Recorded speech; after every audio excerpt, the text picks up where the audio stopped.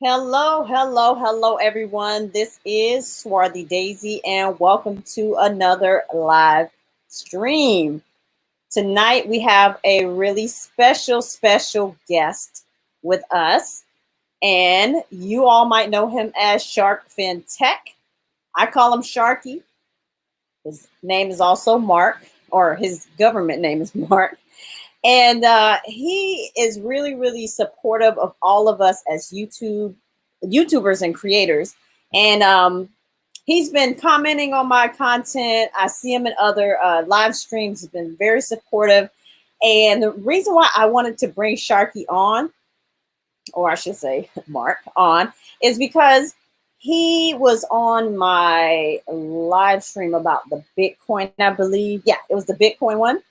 And he actually, like during the live stream, he was dropping some gems like, oh, what about ETFs and what about this, that, and the other. I'm going, I don't know. I'm a newbie at this. So I really don't know much about investing like I should know. So I'm going to go ahead and bring him up in a second, but I want to welcome our viewers. So we have Miss Lola Dasher here. Welcome, Lola. And I see a couple other people watching. So, of course, oh, Keenan's here. Welcome, Keenan. Thanks for coming.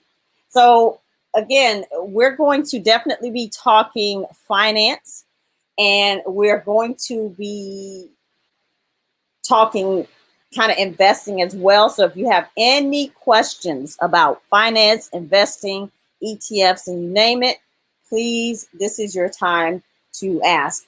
And another thing we're going to do for those of you that are live with us in the chat, we're going to basically do like a little giveaway. So I have two people that I'm going to give a $5 donation to invest in your first stock. Okay, so if you have Cash App, that's great because Cash App does allow you to buy stocks.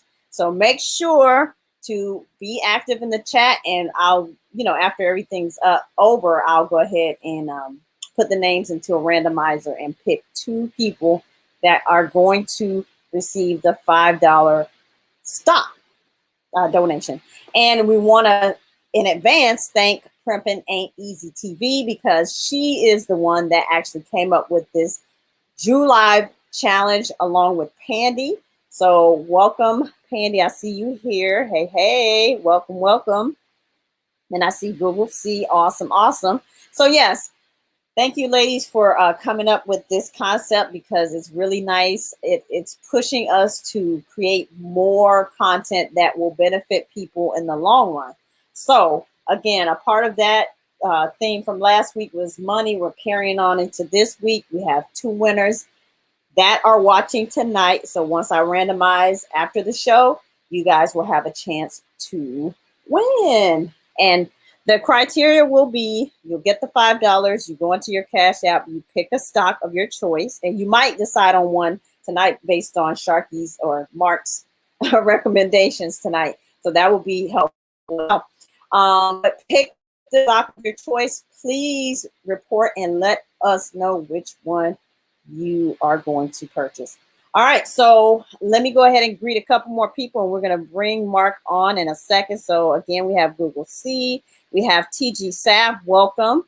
Wait, isn't this illegal? You're not supposed to give financial advice like this, right? Listen, Mark is the finance guy, so I'm not doing anything but being the catalyst. Okay, so we are all legal here. Pandy says hashtag July. And welcome, Primping. Hi there. She's saying hi to the chatters. And hi, everyone. Cool. All right, I'm going to go ahead and bring Mr. Mark in. Hey, welcome. Hey there. Hey, everybody. Hey, Swarthy. Thanks for having me.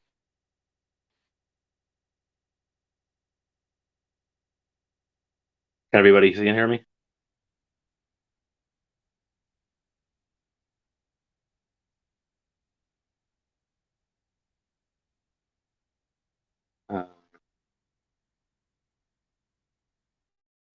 Can you hear me?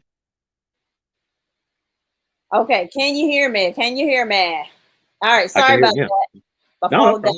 that. All right. So thank you for coming here, Shark FinTech, aka Mark. And I wanted to bring you on because, like I explained to the audience, you had a lot of gems that you were dropping in one of my lives recently. And I was like, we Thank have you. to have him on to answer these questions. Again, I did have some previous content talking about my purchase of Bitcoin. That's a whole different ball game in itself. But you did have some other little tips that you were sharing and some tidbits. So first of all, let's go ahead and let people know who you are and why you are so qualified to speak with us tonight. Well, basically, I've been investing and trading for my own account for 25 years. I kind of started with bonds. I got into mutual funds from there, and I was back in the mid late 90s, and then I kind of graduated from there into, you might, in a sense, to individual stocks, stock options, and ETFs. Uh, the subject of tonight's subject, basically. Awesome, awesome. So you have 25 years of investment knowledge, so that to me makes you Yeah. qualified. Thank So you. that's Just, awesome. but just to be clear, for full disclosure, I'm not Sure. a, and this will actually be, I think one of the guests just mentioned a minute ago. This isn't. I'm not a proprietary trader for a brokerage firm. I'm not a broker. A registered investment advisor, certified, certified financial planner, what have you. So the good thing is there. I don't have any conflicts of interest. Anything that I mention here, of course, as you already mentioned, will be, educational and informational and educational purposes, as opposed to professional financial advice. Right. And if there's any tickers I mention, everyone should just understand that if there's any that these are again suggestions, not recommendations. And if there's anything that there's a few of them that I'm either in or have been in the past, I'll mention those too. So. Awesome. Awesome. Thank you so much for that disclaimer. So, guys, you are operating at your own will. So, we're not here. You can't come back to Shark FinTech and say, well, you told me and I lost all my money invested in. Right. Yeah, so please, Right. y'all, just really consider this just as informational, like he said. And we just want to bring something to this community to kind of just expose you to something that we don't do every day. Or let me speak for myself. I don't do every day. Okay. Right. Thank you, Apostle. We have Apostle Edgar Kapanga in the house as well. So welcome and thank you so much for being here as well. Google C, thank you, thank you. Good to see you. All right, so let's go ahead and jump into the first question. The first question was, what are exchange traded funds? Right. ETFs. That's always the best place to start at the beginning, right? So exchange traded funds or ETFs are investment vehicles. They're not really asset classes in and of themselves, but they're investment vehicles that are traded like regular stocks. So a lot of people might get confused or conflated, or might they get it twisted when they hear the word fund. They think, oh, well, it's like a mutual fund, right? What's the difference?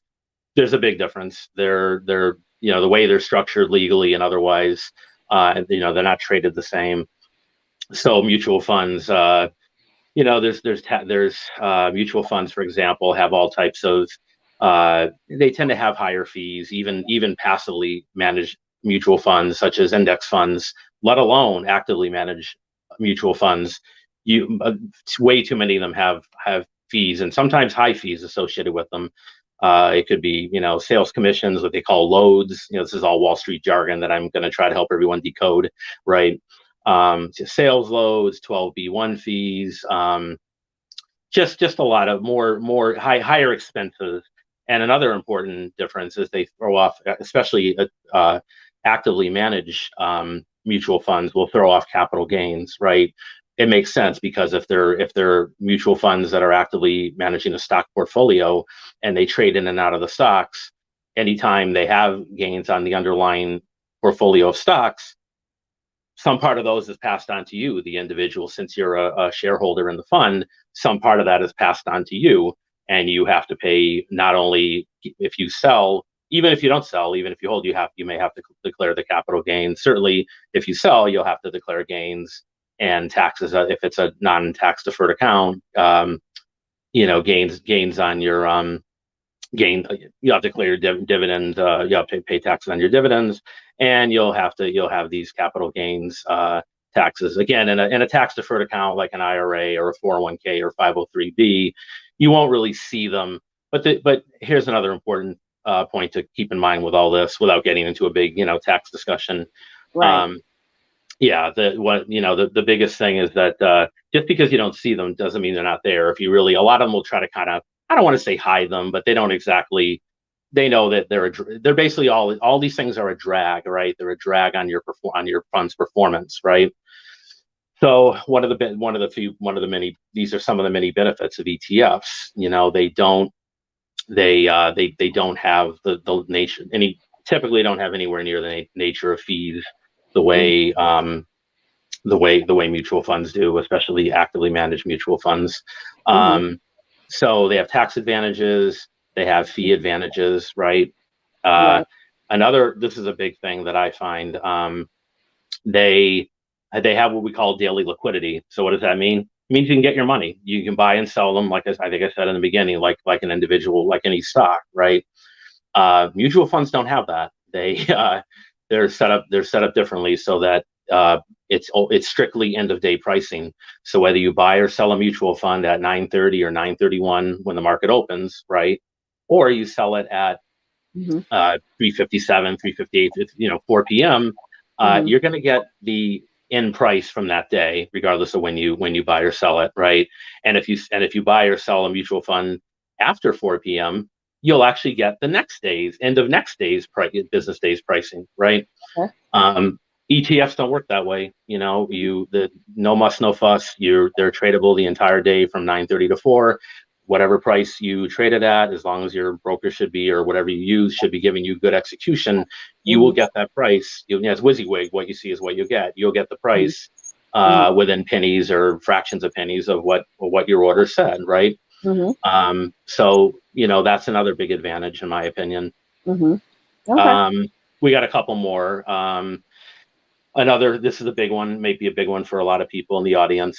There's no minimums. There are no minimum investments on ETFs.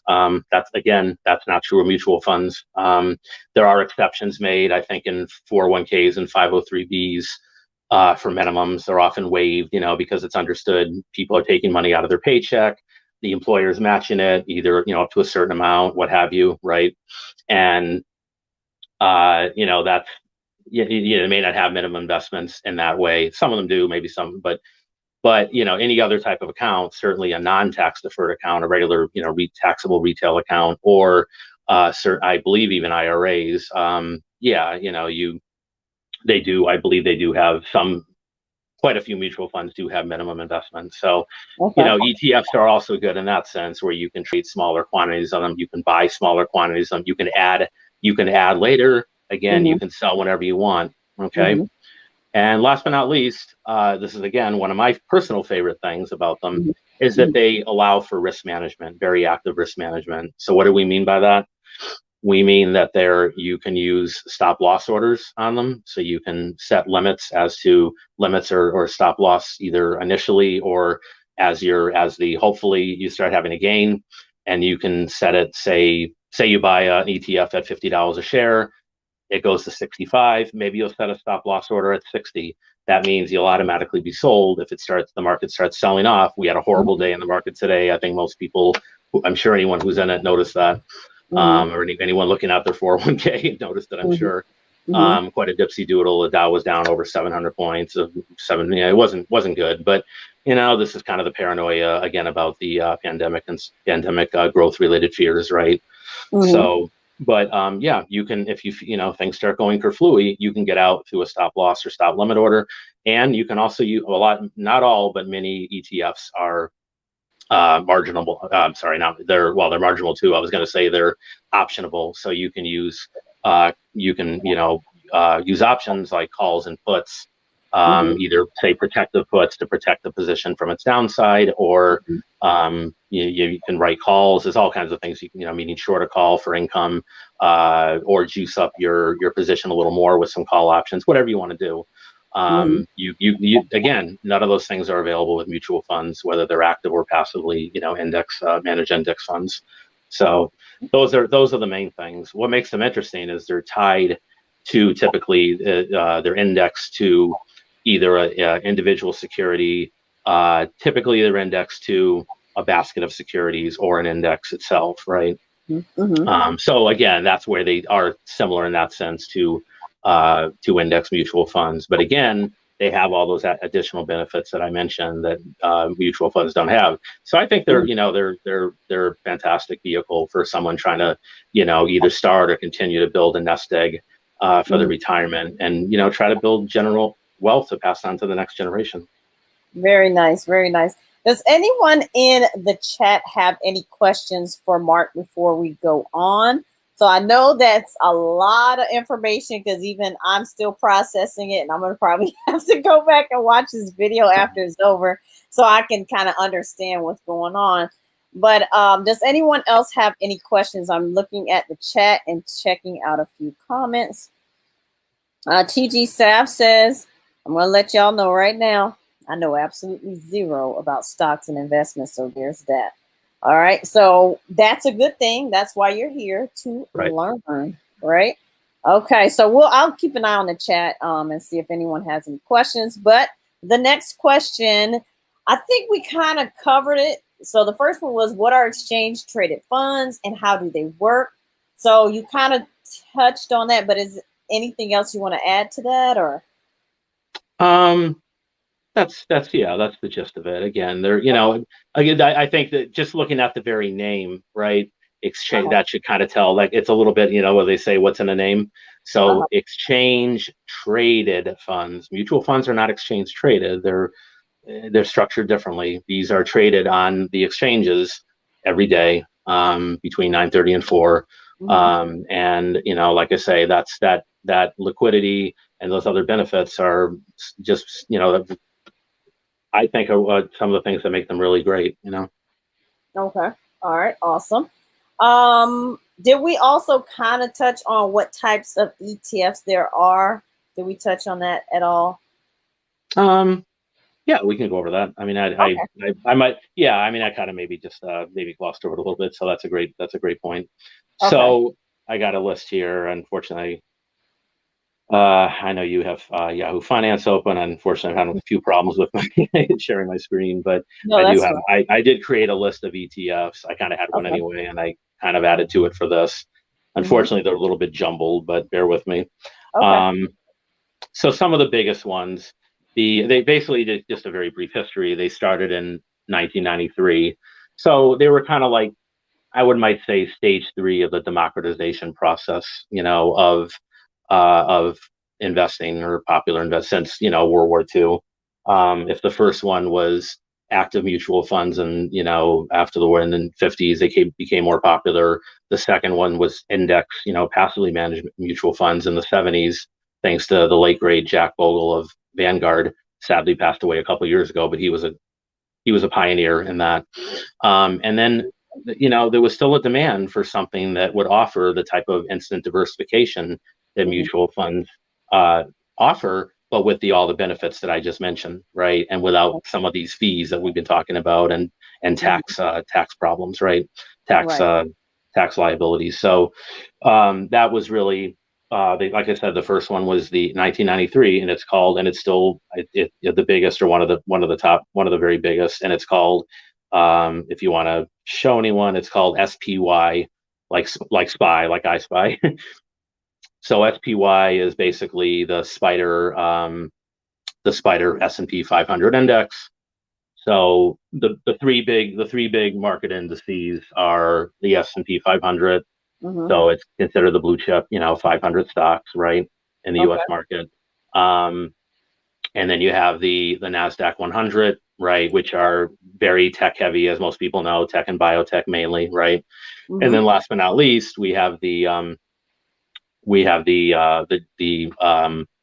we have the Dow Jones Industrial 30, right?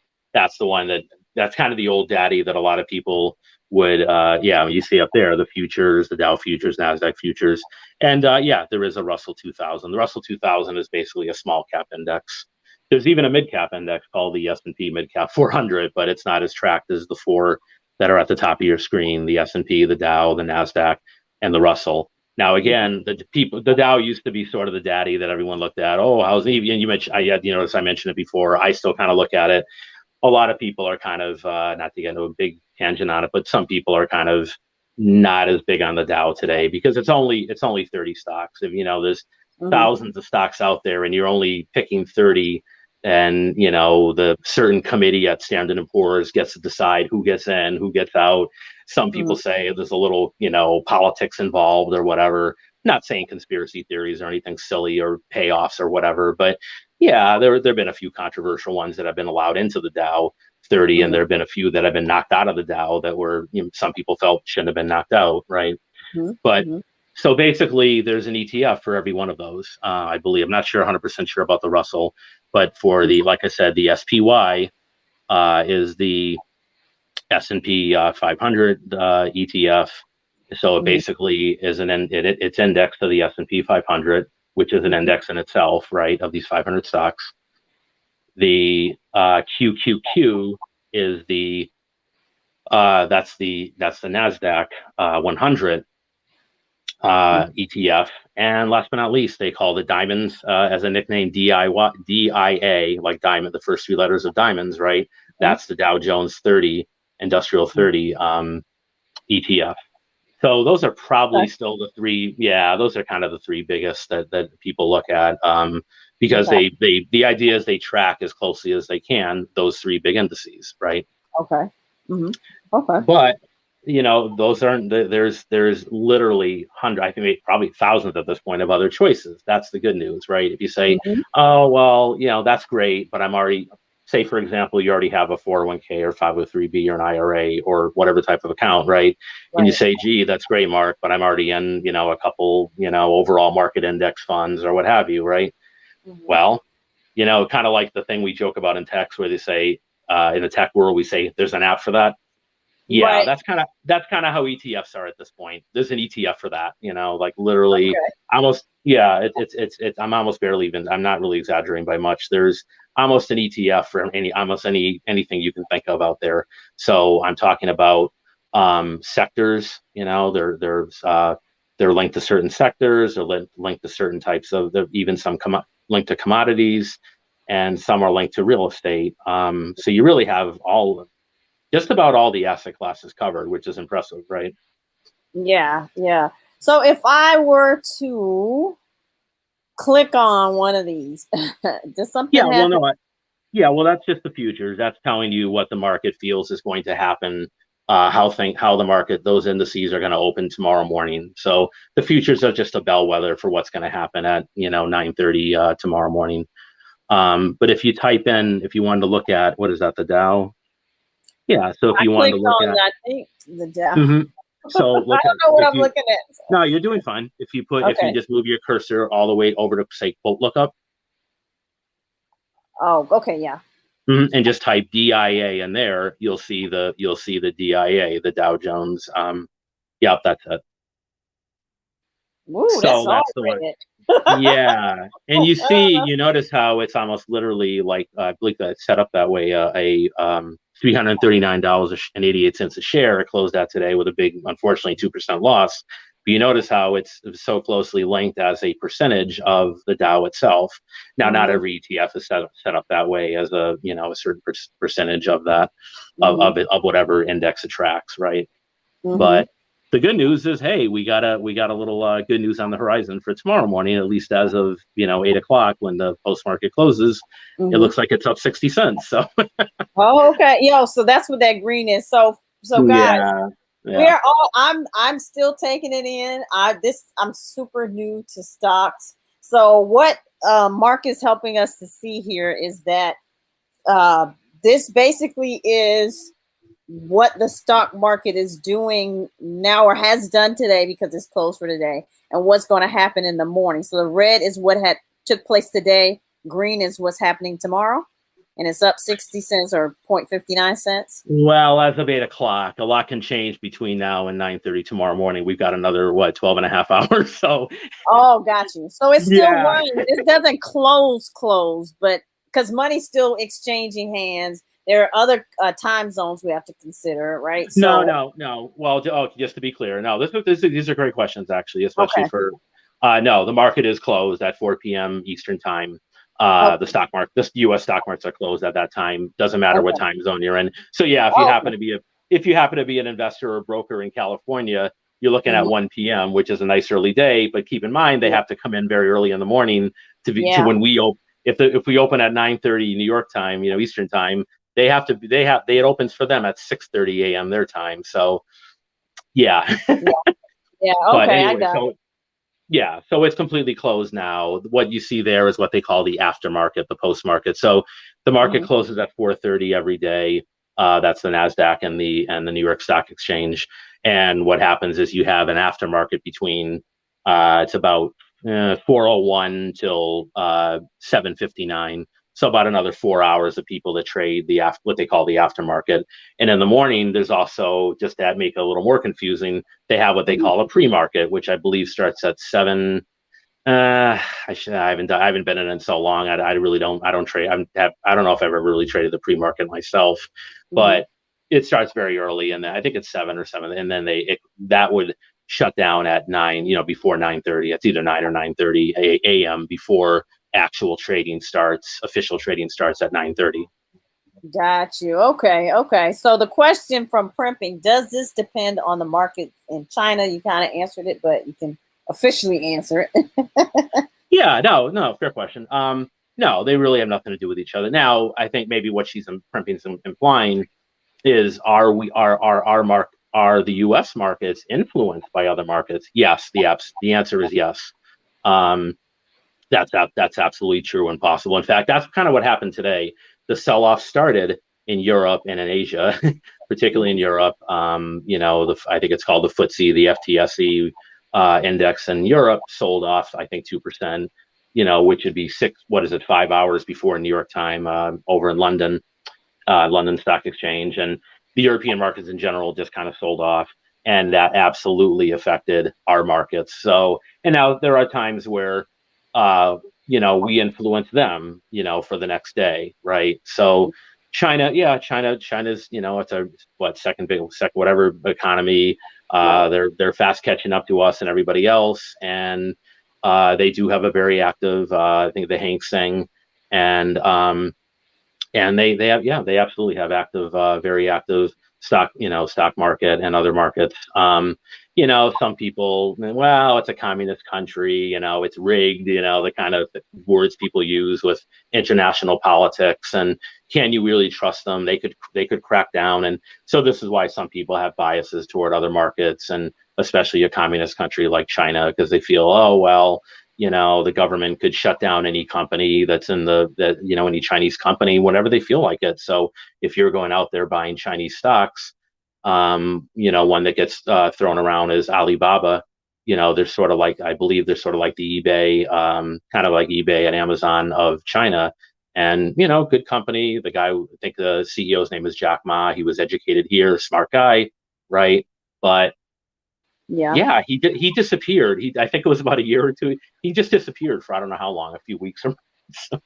And I think he would. Wow. I don't remember the whole story. I think he really wouldn't say where he was. He was on vacation, but who goes on vacation? Even a CEO usually, and here in this country, are rarely allowed vacations that long. Of course. So Yeah. yeah, he might have been had a little bit of questioning, or he was sent to some kind of, who knows, re-educate. I'm joking. I don't want to make I don't get political either domestically or Yeah. internationally, but Right. those are some of the rumors that maybe he was, he got a rubber hose in a back room, or he got slapped around, or scolded, whatever. Even if all they did Yeah. was just, keep him from publicly appearing for whatever Mhm. reason for a while, it was just very odd. So Hmm. this is what happens when you're talking about countries that have a different political system, and there's a lack of transparency, which is so that's something I think of people who did want to consider investing in. I didn't pull up any examples, but I believe there are ETFs. Like I said, there's an ETF for everything. Right. I believe there are ETFs that track Chinese stocks, Okay. the U.S. versions of Chinese stocks like Alibaba. But I would just caution that as just a slight word of caution. Just if you're buying something that's all Chinese stocks that are in the environs of China, mainland China, as opposed to Taiwan or Singapore or what have you, Macau. That would just be a slight word of caution that you keep an eye on it. Maybe use some extra risk management because you don't really know. Okay. Got you. Got you. All right. So I hope that answered your question, Primping. So let's see. So do you still need the share, Mark? Um, You want to you'll keep it have up? it. Yeah, if you want, did you want to look at a few? We can look at a few more if people wanted to. Okay. All right. Uh, Go back over and see what we have here. So where should I go now?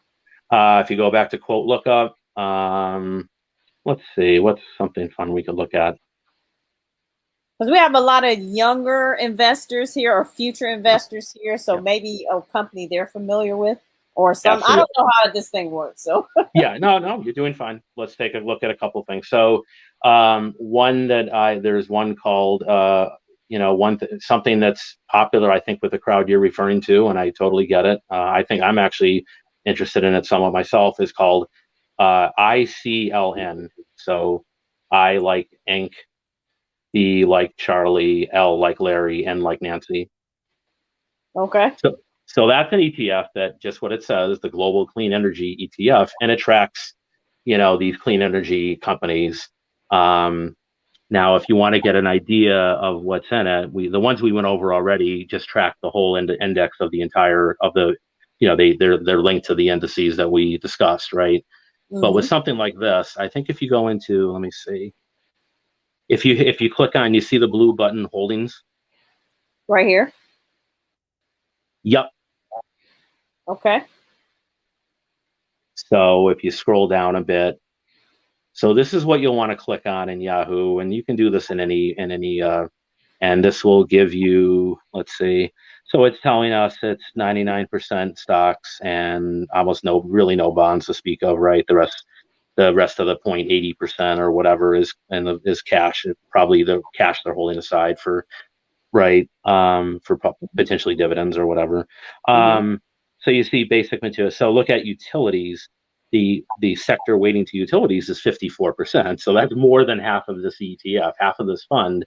And then you have 21% technology, industrial. So, those are just an idea. And I'm trying to see if they have, if you keep scrolling down, I guess they potentially could buy bonds, but they don't. Okay, this is the part I wanted to talk about. So you see where it says top 10 holdings. Okay. So these top 10 holdings, as you can see, make up almost half of the total assets of this ETF. But these are companies that are on the leading edge of clean energy, the green crowd, right? So Vestas Wind, Emphasis, Enphase, Orsted, Plug Power. I've definitely heard of that one. Some of them I don't know. Excel Energy I've heard of. NextEra, Solar Edge. So you can just kind of glean even just from the names. These are plays on clean energy, and so the beauty of buying, some people might say, well, why would I buy that? Why wouldn't I just, if I like, for example, Plug Power, right? Why wouldn't I just go on and buy Plug Power? What's the, well, you could, right? Right. But you're going to get more volatility. What the beauty of this is, it gives you instant diversification. So you have, if you look over on the right column, it gives you the breakdown of what each of these represent in this fund's portfolio. So Vestas is the biggest one at 8%. Enphase is over 6.5%. Orsted almost 6%. Plug Power is almost 5%. So you're getting, Excel, which is a good one, is 4%. So you're getting the exposure to these companies, but you're getting it in a diversified way, right? One of the biggest things people talk about with single stock risk is not only a day like today where the market just got walloped on the downside, right? But there are days when the market can be up, and the stock that you own, if you own individual stocks, can just get walloped for any particular reason, right? It could be a bad earnings report. It could be, oh my God, the SEC's opening an investigation on the CFO or the CEO, or maybe they're going to they pay a dividend. Maybe they're talking about, suspending the dividend or ending the dividend. Very quick example of that Disney, a company we all know and love, was forced to suspend its dividend. It never had a huge dividend, but people like that it did pay a dividend. It was forced to suspend it last year because of the pandemic, right? They basically said I think it was the right move myself. It was controversial, but they basically said we have to suspend it because, we're losing revenue where our revenue is not marked right because it's particularly the theme parks, right? No one's going to the theme parks. That's millions of millions and tens or hundreds of millions of dollars they're not going to make the top line of revenues are not going to trickle down to the bottom line of profits. Therefore, we're going to miss our estimates. The responsible thing to do is until things get a little calmer and more sorted out is to suspend the dividend, which is what they did. So, that now, but the stock can get hit when it does suspend its dividend because it's like, well, some people invest in stocks. One of the main reasons some people invest in stocks is for the dividend, right? So of when course. you're in so when you're in an ETF, you have stocks within the ETF, as you can see here, and some of those stocks will pay dividends, right? Maybe not all of them do, but some of them will. Now, if you scroll up, actually no, right? You can stay here. If you go over to the extreme right, we're under fund overview. Okay. So you see where it says yield. Yes. Yeah. So that number, yield is dividend yield. That's what so it doesn't pay a very big dividend. That's less than 0.75% per year, which is kind of a miserably small dividend. But you know what? It's better than no dividend, right? Yeah, that's true. And second of all, it's no worse than what you'd be getting from a money market fund or a savings or checking account or what have you, right? Those are dismal. They're so bad. Right. So you see what I'm saying? You're getting at least some. You don't. Most ETFs don't pay big dividends, but if the fact that they have any dividend is something that I look at, and it's just one more thing that makes them. You have the diversification, and you have some. You get some dividend. Dividends are something I'm going to emphasize on my channel. They're the gifts that keep on giving, right? Because I love dividends. I get some for my I definitely get them for my IRA. So I have a Roth and a traditional. So I do see the little dividends, and it's it's not a lot, but it ain't bad either. It's bad. Like if you're gonna let money sit, why not let it sit and build some revenue for you? So that's pretty much what I do bank wise. But let me ask you this: if we were to take a look, because all of the people in this chat, or a lot of them, are cell phone users. They like Apple. They like Android. So can we take a look and see how Apple is doing today? And maybe you can read over some of that. We're totally off of our questions that I sent you, but I hope that's okay. We're just kind of fine. So I was going to transition to that. Actually, you must have literally read my mind. People, we did not plan this. This part if you put in SPYG ticker, so like spy with a G on the end, like George. So you want to hear where it says news and symbols, or is it that other? Yeah, that's fine. Here? You can the quote lookup, yeah, you can do quote lookup. Yeah, that's fine. And you said SPY, so spy with a G on the end, like George. Oh, there it is. Okay, we got it. I'm learning something, y'all. Hey, okay. You're doing great. Everyone's doing great. Cool. So here we are. So what this now? Okay, so remember I mentioned disclosures. This is one I currently own.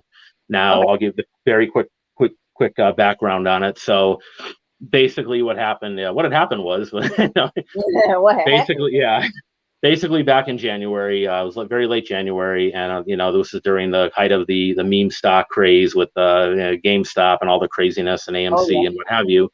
We can maybe discuss that if people want to, but I was actually looking for something to take advantage of quarterly earnings. So again, like we might have discussed already, companies are required to report their earnings every quarter, right? 4 times a year. So now different companies call different quarters different, but the bottom line is they call it the earnings parade. So it begins basically the end of every 3 months. So the end of March, beginning of April would begin what they call the first quarter earnings parade. Beginning of July, which is what we're in right now, would be the second quarter earnings parade, and so on.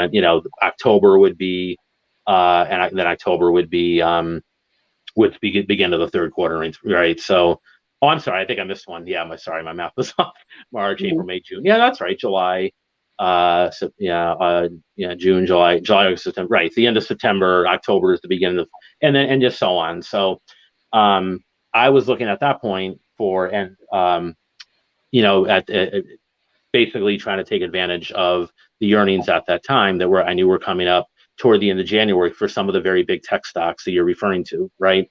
Some of the Mm-hmm. ones we know and love. I didn't really have any big exposure to them at all at that point for whatever Mm-hmm. reason. I kind of been out. I had a biotech stock that, and I actually wound up selling that. I felt it was underperforming. It did pay a nice dividend, but I just kind of got tired of it. It was just trading in a range sideways. They have good drugs, but I just kind of Mm-hmm. got tired of it. So Right. it was supposed to get a big it was supposed to get a big increase from the COVID, whether it was I don't remember if it was either a therapeutic. I think it was a therapeutic more than a vaccine, but either way, it didn't. Mm-hmm. It just didn't happen as to the extent that people thought, right? Right. So basically, I said, you know what? I've had it with this thing. I want out. I'm going to sell this and put the money towards something that I think would be a better play. So if we look at this SPYG, if you Mm-hmm. scroll down, so again, Okay. it's almost 100% made up of stocks, right? Okay. What this is tied to is the S&P 500 growth index. So that's part of the S&P that really emphasizes growth as opposed to value, which would be dividends, right?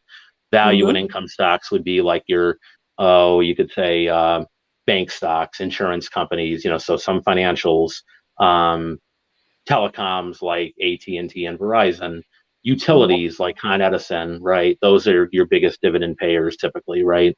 Okay. These tech stocks don't usually pay a lot of dividends, but Okay. again, if they pay something at the start, what I wanted though was that exposure to these stocks without taking the risk of individually buying some of these stocks, right, individually. Not only that, they're extremely expensive. I have a margin account, but the bottom line is why not have the diversification where you get a decent chunk of the performance, right, of these companies without having to again have the single stock risk that I mentioned, Mm-hmm. uh, and without having the single stock risk of these particular companies, and without probably less volatility, right? Mm-hmm. And you're getting a lot of the upside with less of the downside. So if you scroll down Okay. with this one, this is what I want to show everybody. Notice the technology component is over 37.5%, right? Mm-hmm. And now look at the total assets. So the top 10 holdings, top 10. Mm-hmm. This is a less just, and this is all unexplained. This is a slightly less diversified ETF. That's Okay. what I wanted. Not everybody might want this, so that's the just slight caveat. Mm-hmm. But if you look at Apple, the top two holdings, Apple and Microsoft. Mm-hmm. Okay, those are the two that I really wanted the most, Okay. and Amazon and Facebook and Google, which is Alphabet, right, and Yeah. Tesla and Nvidia, which people probably know. I'm sure you're familiar with, and a lot of Yeah. the audience are into tech. That's the big game, the GPU maker for Mm-hmm. graphics, right? Mm-hmm. So notice the top two alone, Apple and Microsoft. If you look at percent of assets on the right hand column, Mm-hmm. Apple makes up currently almost 11.2% of the fund, and Mm-hmm. Microsoft makes up over 10.5% of the fund. Those Mm-hmm. two combined are over 21, almost 22% of Mm-hmm. this ETF, our Uh-huh. exposure to Apple and Microsoft. You see, Mm-hmm.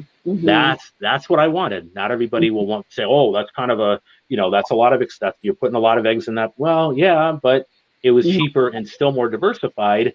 And I can, do the same type of risk management. Again, no minimums, right? You have all the tax benefits and expense benefits I mentioned. You're still getting that exposure, right? Right. And you notice Amazon is almost 8%.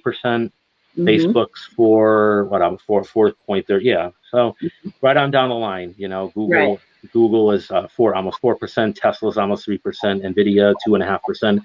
That's what they got PayPal, Adobe. These are so many of the great tech names, and you Yes. have them all here. And what I really wanted was the most exposure, diverse exposure, relative a little safer and cheaper exposure to those two names in particular, Apple and Microsoft, without actually going out and buying Apple and Microsoft, and without speculating with call options which, you could just lose all your money just like that with, I've done that in the past, and it's not, Ooh. I wouldn't advise it especially for new investors. No, I can imagine Right. how you felt. I would not. That's why I'm a leery about just like putting big chunks of money Yeah. into the stock market, because if I lose it, I'm going to lose it. If Well, I lose that's right. money, Yeah. I'm not going to be happy.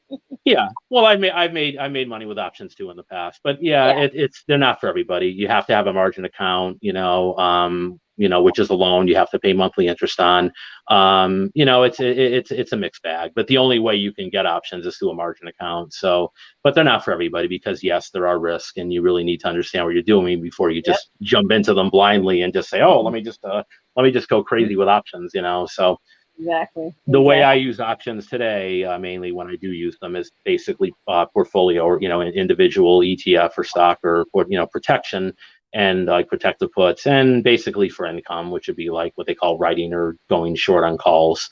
But even then, I've cut back on a lot of it myself, because it's just so if you want to scroll up, Okay. I'm going to show you something. I think this will work.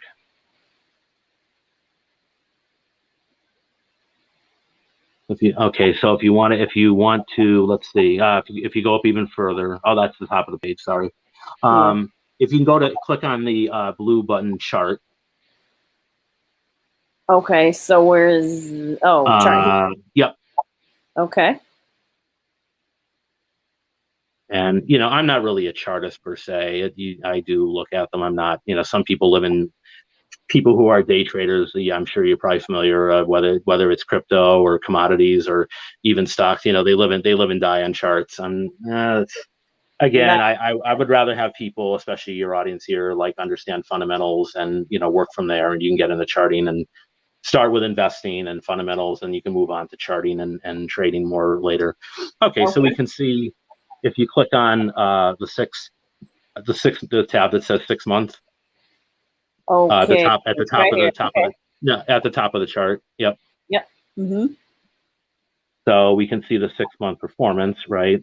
Mm-hmm. And if you of this SPYG, right? So Mm-hmm. since February, so I bought it around, that's a pretty good indicator. I bought it around just under 50, I think it was just under 56, and now it closed today at 63.49, right? So that's not bad, Wow. right? Wow. Yeah. It Now, does grow. yeah, now I don't know. Let's see if we can we do yeah, if you click on comparison at the left top, yep, and type in ticker AAPL for Apple. Okay. I don't know. I guess Yeah, that. you can hit. Yeah, it's fine. Just hit save. It doesn't. Oh, okay. To distinguish between lines. I got it. Mm-hmm. Right. Mm-hmm. So what we're noticing here is the light blue line is the SPYG, is the ETF that I bought, and you can see it in the 6 months. It's returned. What is that? About 18%. 16 or so percent. Okay. And if you actually bought Apple at that same time, and as a close, I think at the close of business today, Apple's up 12%. Okay. Okay, right here. Yep. So you see, yeah. So you see where I'm getting at now with ETFs. Now, it's not always going to be but I think this is a good example. So Mm-hmm. this is an ETF that has Apple, but it also has, it's a part of it. It has all those other stocks as well, Microsoft and Tesla and Google and Amazon, and it's actually outpaced. So if you bought Apple stock, if you just bought the single stock, you not only would, at the time that I bought this, you not only would have had more risk only owning the individual stock, right? Mm-hmm. But you would have, right? And and now you see they kind of track each other a little bit, right? Which makes Right. sense. And Mm-hmm. Apple makes up 11% of this fund, right? They're not a big That difference, one, yeah. Mm-hmm. right? But like I say, what I really want to focus on is the fact that it still has, even despite today's horrible market day, it's still up for the 6 months, 16% to Apple's 12%. So it's outperformed Apple by a full 4 percentage points, which is pretty good, right? Mm-hmm. Yeah. Yeah. So Interesting. yeah. So, So and in other it's words, so I got better. I'm sorry. I got a better return without the single stock risk by owning the ETF versus owning the individual Apple stock. You say? Okay, so the SPYG, as you showed us, is like a combination of different tech companies or whatever, not specifically tech, but in this instance, that list of different, including Apple, Microsoft, and all these guys bunched into one. And that is one set that you can buy. And then you said like Apple is an individual stock. So the one that has the crowd in there, I guess you can say, they performed better than Apple as a standalone stock today. No, for the past 6 months. Yeah, over time. Not just today, for the past since I bought the SPYG, it's outperformed. If had I bought Apple individually as an individual position, I would have spent more money and had more risk owning one name, right? Yeah. And I would have only the return for the 6 month would only be 12%, and with this I've gotten over 16%. So more bang for your buck. having the diversity actually outperformed owning the individual name. So got you. Okay. Ooh, I'm starting to get it a little bit now. Yeah. With you going over this and me actively clicking on everything, now I'm starting to understand, because before it was just a foreign language. Wow. That I speak. Fantastic. Yeah. So this actually worked out well that you're actually going in and doing it as I'm talking instead of me just having all the charts up. Right. Cool. Wow. Cool. Awesome. Do you want to look at? I can mention a couple, just maybe one or two more if people want. Okay. All right, so it's 9. Sure. Well, if you're watching the replay, it's 9:22. So we have about 8 minutes left, so we can knock on a couple more. And if anybody in the chat has any questions for Mark, please make sure to write them in the chat. We'll address them before we finish. Okay, so where do you want me to go now? Let's give you one. Let's see, what can we find here? There's one. Can we look at any crypto as well? Because I see crypto up there. Yeah, you know what? Well, here's what's interesting. There are no crypto ETFs, including Bitcoin, yet. Okay. So that kind of made that part. There's 2 tracking stocks, but I don't really want to mention them because they're not ETFs. They're probably not. We can talk about maybe in a different stream, or I can talk about them on, but they're not. I don't honestly, again, not that we're giving recommendations per se. I don't recommend them. The tracking errors, they're very volatile, and there are a couple that track Bitcoin, but they're not really ETFs. Now, there was an article as recently as yesterday, Sunday, talking about that the SEC's latest round of what they call comment, COMMENT period. They've been going over this for 8 years now. People have been begging, both the public and a lot of big Wall Street firms who run ETFs have been begging the SEC to let them start a Bitcoin or other cryptocurrency ETF.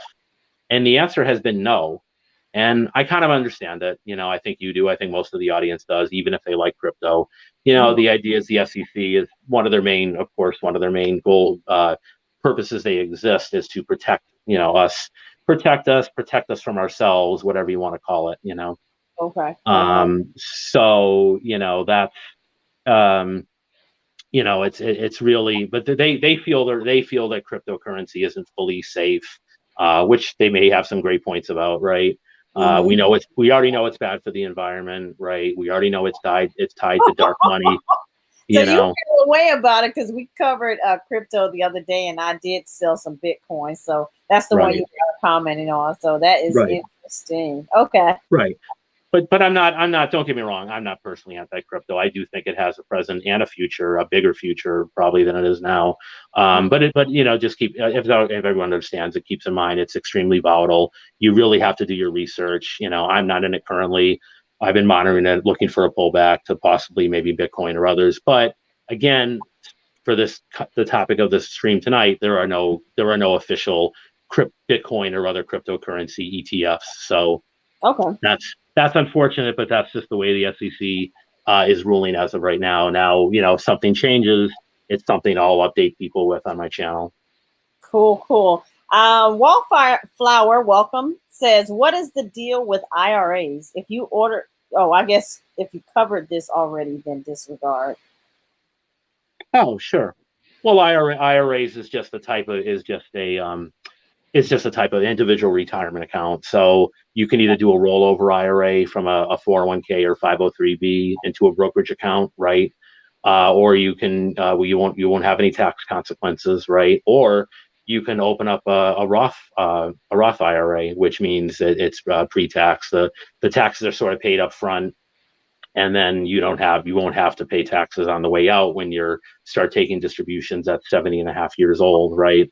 It's already the taxes have already been previously taken out. So no, IRAs are a fantastic option.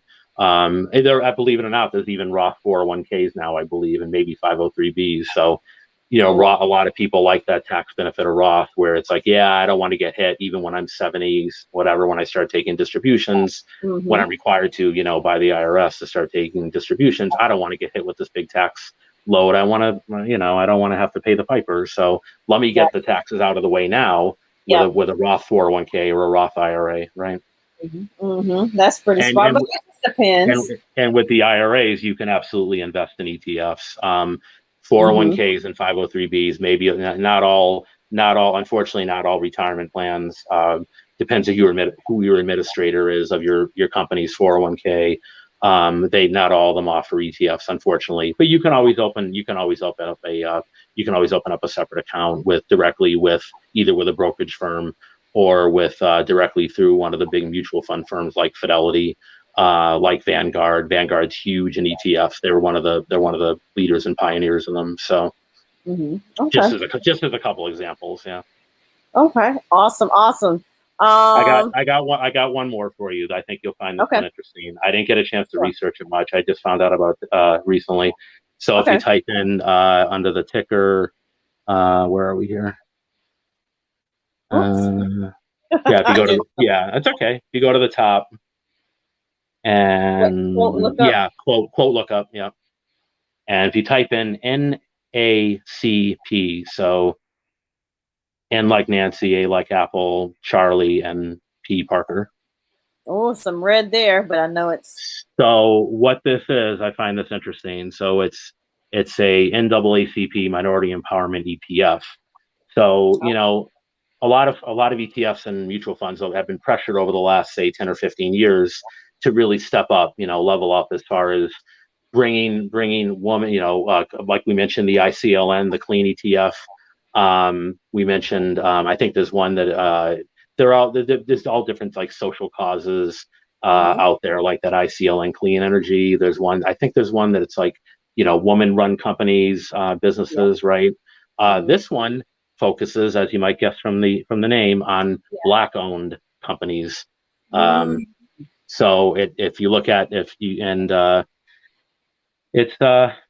I don't know a lot about it, but I figured it's something that people might be interested in. I'm actually kind of interested in it. So I still have Apple up, so I can take that off because that's if you click on if you click on holdings, let's take a look quickly and then we can if you want. Okay. Holdings. Yep. And if you scroll down, I don't know why it says NA. I don't know what that means. Oh, for all of these. Oh, is that not a category? It says sector weightings percentage. So yeah, is that not a category that they're associated with? Maybe. No, it's kind of odd. If you want, I can. I know that's the right ticker, unless something changed. Like I said, I didn't get a chance to do a lot of research on it, but I can look into it more. Maybe it's a very odd how they don't have any.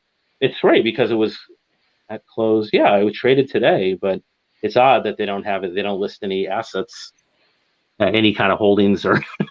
They always try to keep the black people down. No, I'm just right. You see that bias? You see that racial bias there? That no, I'm just kidding. It's the man. The man is trying to keep us down because we even got NAACP with nothing. Even when it comes to ETFs, the man. Even the ETF, they holding us down. Goodness gracious. Yeah. Can't win. If you want, I'll do more. I'll try to get to the bottom of where find out a little more about it. What I read is they advisory, which is very interesting. It's endorsed by, even though it's not directly part of the NAACP, it's officially endorsed by them. And get this, the fees that they make from it, the advisory fees that they charge. We talked about the fees and expenses, right? That money goes to the NAACP. So okay, kind of a win-win, right? Okay. But we'll All try to get to the bottom of what the holdings are of it or whatever. If people are interested, I can look into it more. Awesome sauce. This was really, really, really informative, really good. I learned a whole lot, Mark. So this has been Good. awesome. Just following up on a couple of comments before we roll out of here. Primping said that she's heard of Vanguard when we were discussing that. TG says, I like the stream. I'm going to have to watch this later, though. It's a massive info dump. Awesome. Primping also says a lot of good information and easy to follow. Perfect.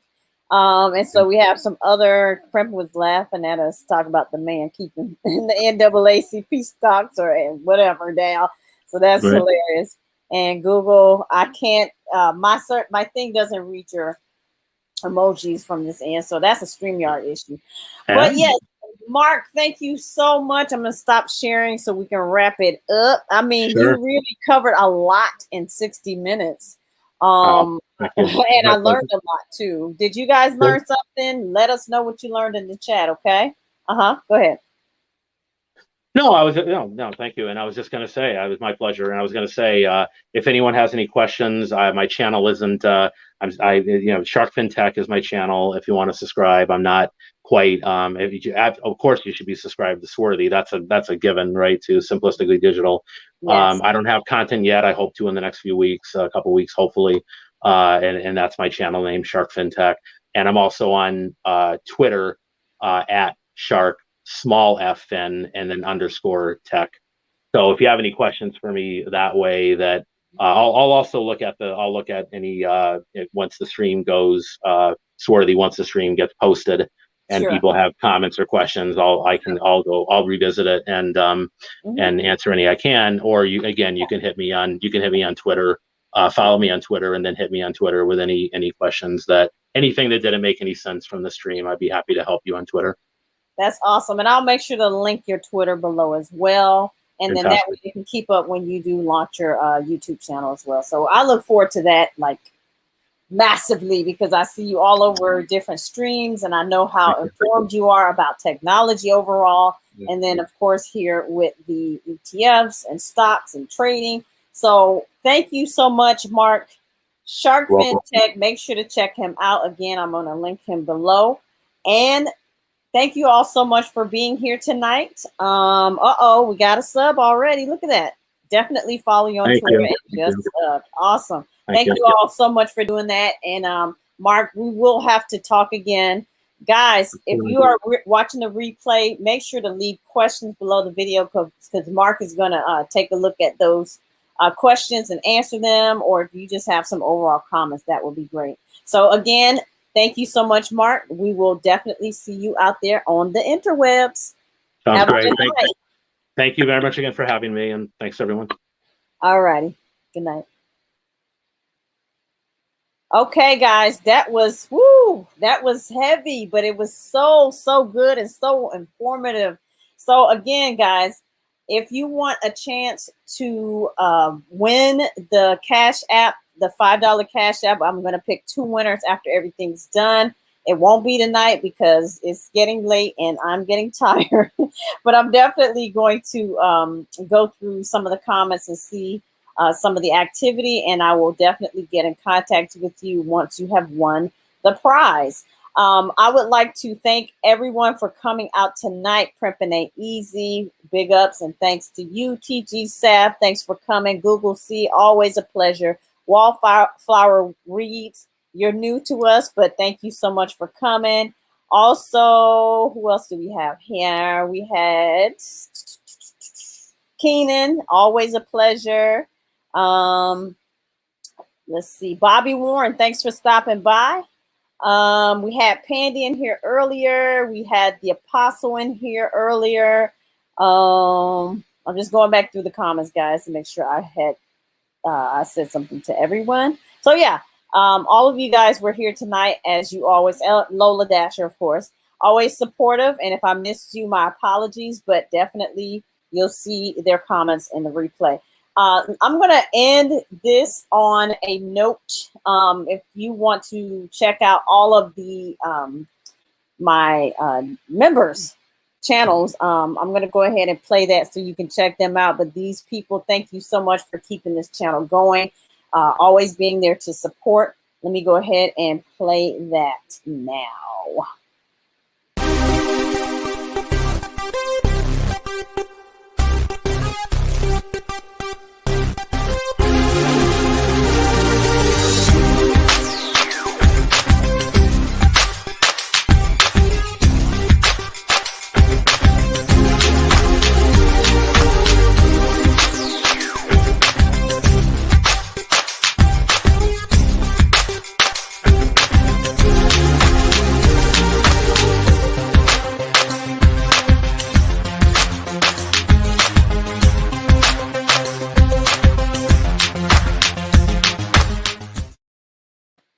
All right, so that's it, guys. Thank you so much. Have a great night if you're watching right now, or for those of you that are watching right now. And if you're watching in the morning or the afternoon, have a great one of those. Bye-bye and have a good night.